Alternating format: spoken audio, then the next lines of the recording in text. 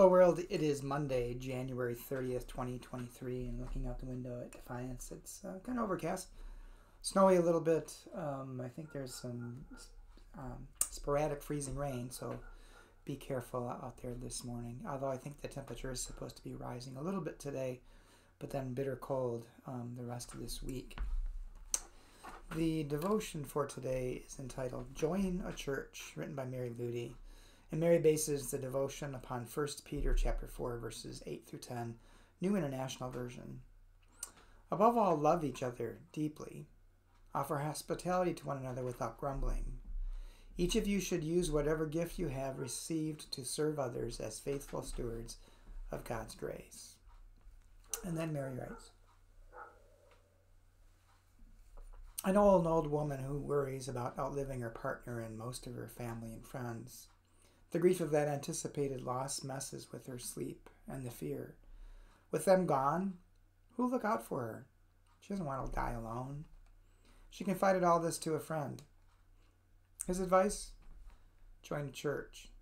Church people will take care of you, he said. You won't be alone.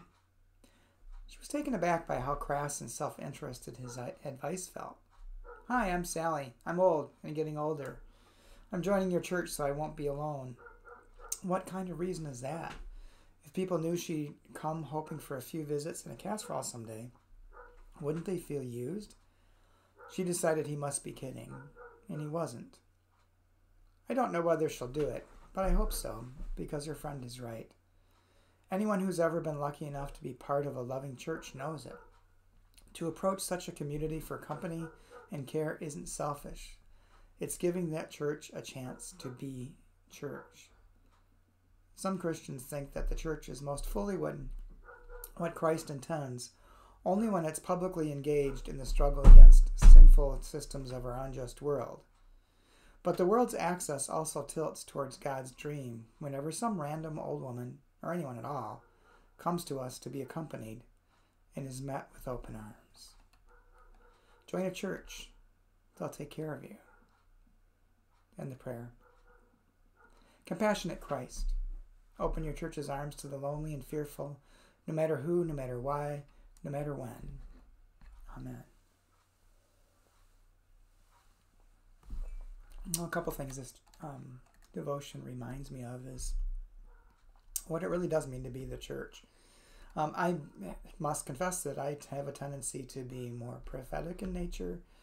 In her comment about some Christians think the church is most fully what Christ intends only when it's publicly engaged in a struggle against the sinful systems of our unjust world. But I wouldn't say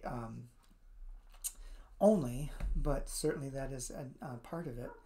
But this devotion is a reminder that it's also about caring for one another in the community with one another, taking care of one another, recognizing when someone has a need that we have the ability to fulfill, to help them through life. So I think that's important understanding of what it means to be the church.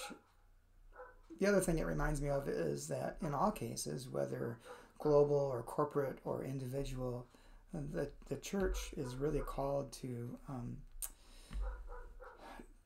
look outward and not inward on oneself.